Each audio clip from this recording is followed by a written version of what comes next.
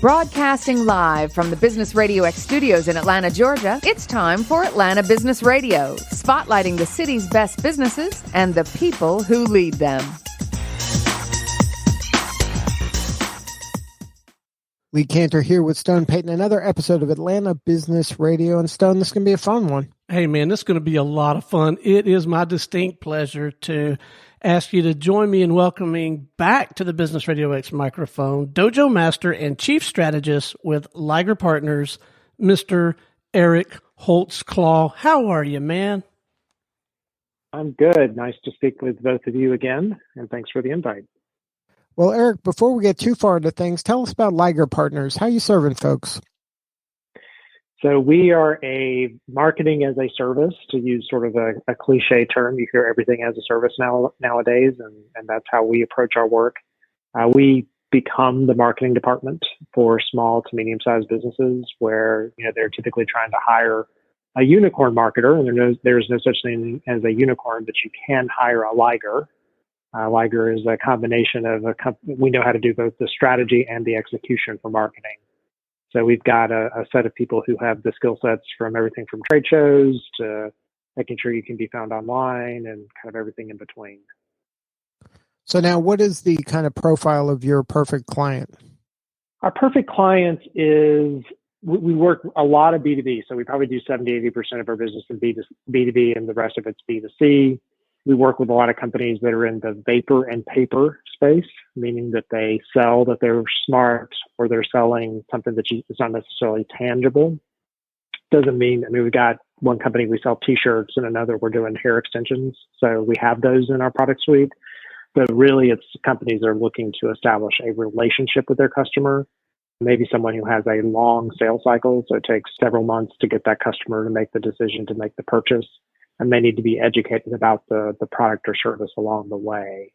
And a company that, either maybe doesn't think they need to do marketing, which is not true. Everyone needs to do marketing, and doesn't have a fully formed marketing department in place. And, looking for like one person who needs to do typically about 12 different skill sets to really be successful with marketing. Now, what's the pain they're having before they should consider calling the folks at Liger? They've set up their business, they have a product and service to sell, they may have launched their website or opened up their store, but they're not seeing the customers that they want coming to their front door. No one knows that they exist. So they're looking for inbound leads. They want to make sure that people can find them when they're searching for them on the internet, have some type of social media presence, and just really overall awareness. So we make the company's phones ring, we make people visit their website and help them convert prospects and suspects into paying customers. Now, when some of these professional services, I would imagine that's one of your areas that you work in professional services, they feel that a lot of times their business is word of mouth is the best way to get customers or referrals. How do you kind of educate them to maybe be more assertive and more proactive in the going to market in the first place? Yeah, so we hear that a lot. Why should we be doing social media? Why should we be putting out content? One of the things is that even if I hear about you through word of mouth, I'm going to go check you out. And the first place I'm going to go check you out is going to be online. So what kind of presence do you have? What are you saying? Do I believe in and do we have the same approach to kind of philosophy? And I want to discover that stuff on my own. In fact, the B2B buyer has made 70% of the decision before they pick up the phone or take that initial call from you. So you're establishing, a resume of sorts for yourself online through both what you do in social media and on your website. And you're making sure that you have content that's educating your customer. So you don't want to tell them what you do. You want to teach them and honestly convince them that it's so hard to do, they shouldn't do it themselves. So the companies that are most successful are companies that are continually staying in front of their customer. You can't stay in front of them by just, continuing to put out a sales message or calling them anytime you want to, try to meet your quota. You got to stay in front of them consistently with information that kind of teaches them about what you do and how it helps their industry or helps them move their company along. Now, how do you help your clients kind of have this more strategic thinking rather than the more tactical I'm just going to do this post, or I'm going to buy these pay-per-click ads, or I'm going to just do whatever this, email marketing, whatever that the tactic of the moment happens to be. How do you kind of help them kind of have a longer term vision of what marketing could be and the work that it requires? So it's a combination of both strategy and execution. And you have to be careful when you're picking a firm like ours that you don't end up with one that just does strategy, because they're going to tell you to redo your website and rebrand your company and that your logo is terrible. Or if you're working with one that just does execution, they're going to try to sell you the thing they do well. So, oh, you really need social media or your SEO ad. We take a holistic look at the company. So we start off with who are you as a company and what are your goals over the next 12 to 24 months. And from that, what macro and micro trends are impacting your business, where do you want to be? We looked back, 24 months from now and kind of decided this was successful. And based on that overall strategy for that 12 to 24 month time horizon, we create the set of tactics that are going to support the strategy. So it's not sitting down and deciding this week or this month, what are we going to do in marketing? You should already know that. You should know that as well as you do your financial plan, that your taxes are due at a certain time, that you have to make payroll. All those types of tenets that you think about when you're doing proper financial planning also apply to marketing, and that's the approach we take. So we start every single engagement with a strategy meeting. We spend a day with the company really getting to know who they are, what they do, and what they care about. And from there, we prescribe the right type of tactics, which will include, some level of quote unquote social media, but it may not be, like if you're a B2B company, it may not be Facebook. It may be things like Quora, which is a question and answer platform, or Medium. And then we also have the ability to support that. So if you're, really good at whatever you do as a professional services company and marketing isn't your thing, you can use our team to build out the content and then make sure that you're staying consistently in front of your customer. Now, having that kind of your North Star of your vision of the year, or whatever the calendar looks like for you, sounds good. And like right now, we're going through some trying times, and a lot of people's marketing plans are kind of thrown out the window based on this new reality that we're dealing with today. How are you counseling your clients to navigate this storm? Well, the clients that we're working with, it's really been just a pivot in the message. So we're working, we still have the same content idea, the same structure around the content, but the messages we're using may be slightly different. The way that we're putting that content out and what we're talking about, we were focused on growth. Now we're focused on, sustaining and how do we potentially save costs versus, increasing up, the kind of the top line. So it's been an interesting couple of weeks. All of our clients, we've been able to counsel them about what their message should look like and how they kind of change it but stay within their objectives, and also working with them around what the goals might be. So they may be moving from selling one set of products and services to another while they're focused on pivoting their business and making sure their employees understand what's going on. They don't have to worry about the marketing part. The marketing is continuing to move forward, and we're doing all the stuff on the back end to help them make sure that message changes. Again, like I said, marketing is one of the first things that companies may cut. It's also one of the things that they pay attention to last. And so if you already have a team in place who's there to, have that conversation and say, okay, now what? What do we do next? We can then execute the tactics on the back end. We stay in constant conversation with our clients. So every client that we bring on, we give them a Slack channel, and that's how they communicate with our team. And so as they have new things that they see that they think we should be promoting, they merely have to put it up on that Slack channel, and then we take care of getting it across the right, locations. And we're also doing, at least every other week phone calls with them around what's the state of the business and what are they thinking about next, and what could be something we would promote on their behalf. Now, what are you telling the ones that maybe are in a fearful or more vulnerable position today, and they want to pause things and then kind of wait this out? So you and I have known each other for a while, and I think I can safely say that you and I have been through a few of these. So this is not the time to be, it's not the time to be meek. It's a time to be kind of bold and be ready for when we start to see some of the return. If you just disappear, people are not sure if you're still around, if you're a business that they should be calling out to, if you're in a strong position for them to bring in for some services. This is a real opportunity to both serve your customers maybe in a different way.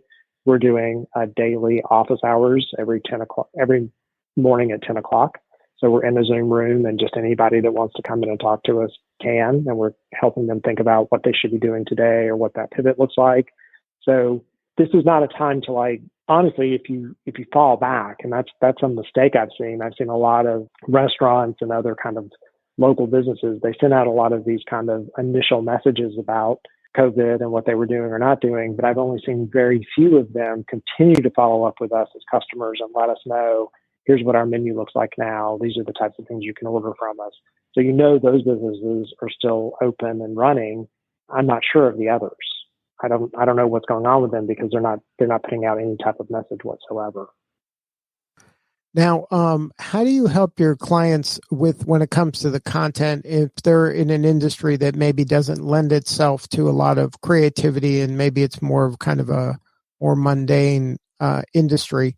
How do you create the content on their behalf, or do you kind of coach them up on how to create content? Yeah, when we sit down and do that 12-month calendar and we come up with what the topics would look like, and when we think of content, often people default to blogs, but it could be, a behind-the-scenes video or training or, a calculator of some sort. We have the team on the back end that interviews the subject matter expert. So if our client knows something really well, we'll put them on the phone with a writer or a designer or someone who knows how to program a quiz or whatever, and we create it. So they don't have to worry about it. We go off, we create the asset, and then bring it back and make sure we get their approval. And we work in some pretty boring topics, but there are ways of making those topics interesting. Like one of our clients is the world's leading expert in moving heavy machinery from one part of the country to the next. So that doesn't sound like the most exciting topic, but there's lots of different ways that we've been able to talk about. He had a project where they moved 6,000 tanks from one location to the next, and there were a bunch of questions that came in about what it was like to ride on a tank or how you take one apart.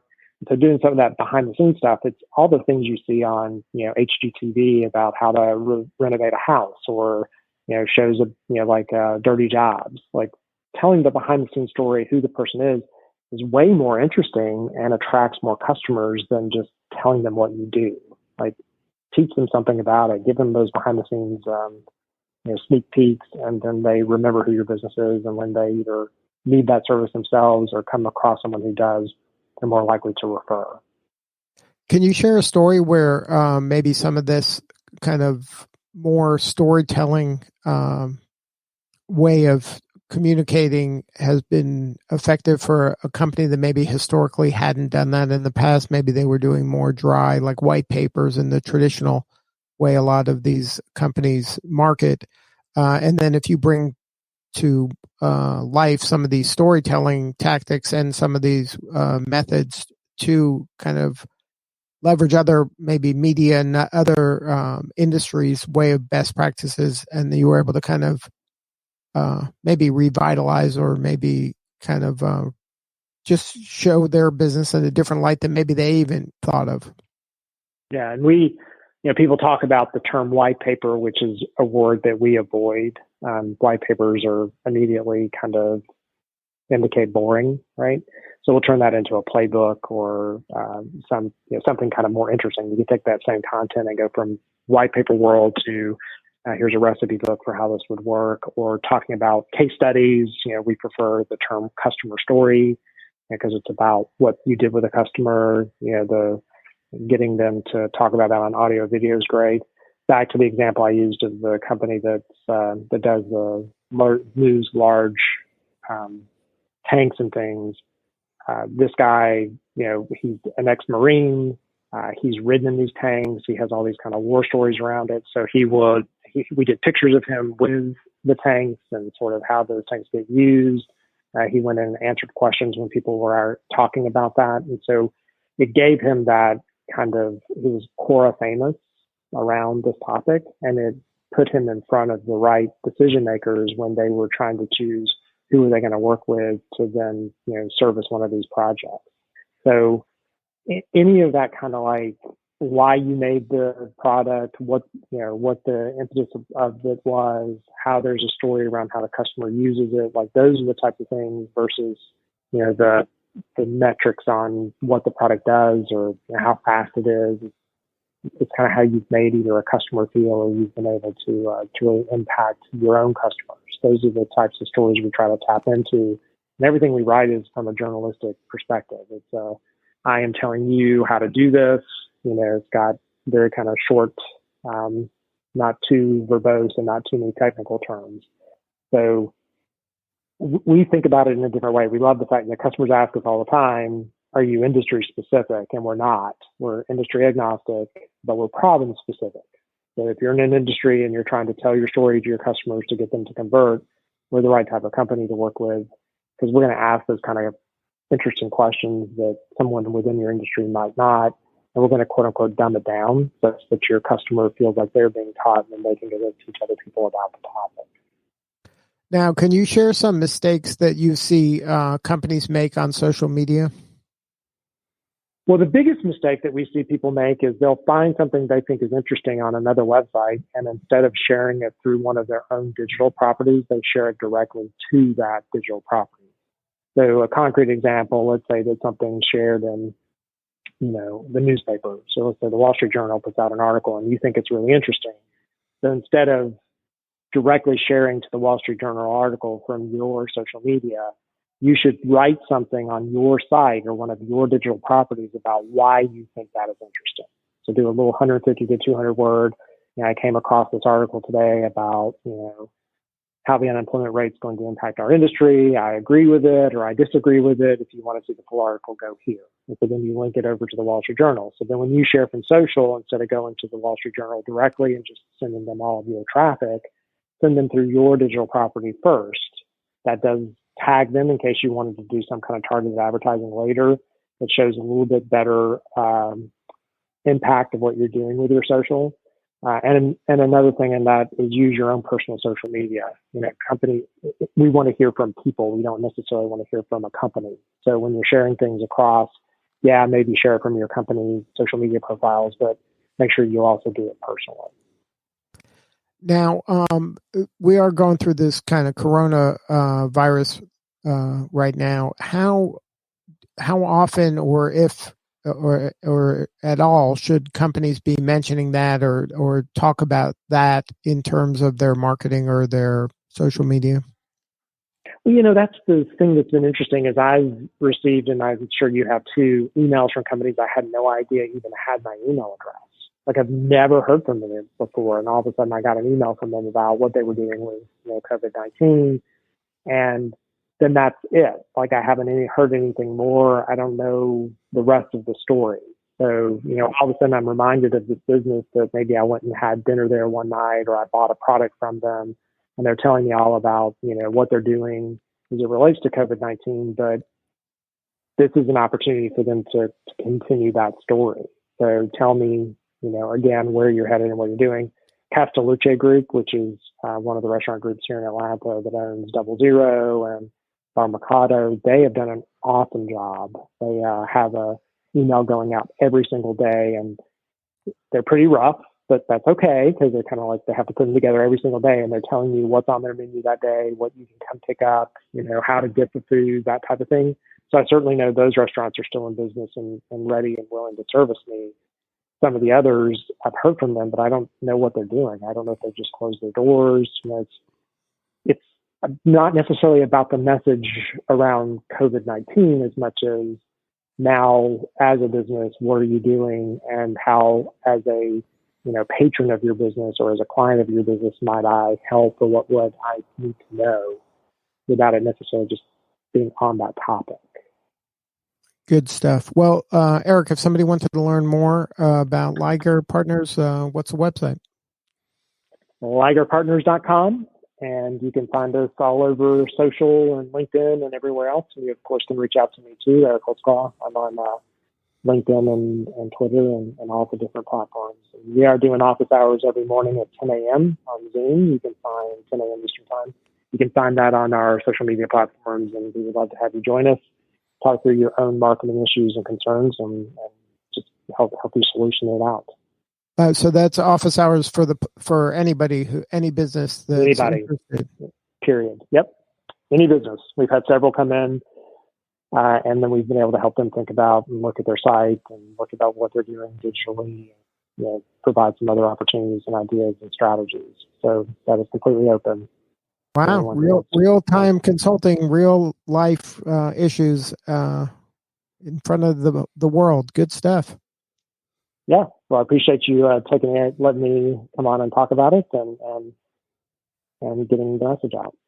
All right. Thank you so much for sharing your story, Eric Holtzclaw with Liger Partners. You can find them at ligerpartners.com. This is Lee Cantor for Stone Payton. We will see you all next time on Atlanta Business Radio.